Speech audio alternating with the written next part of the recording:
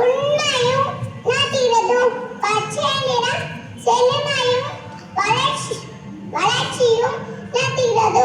நீல நிறம் அசோக சக்கரமாகும் நீதியை உணர்த்துகிறது. ஒரு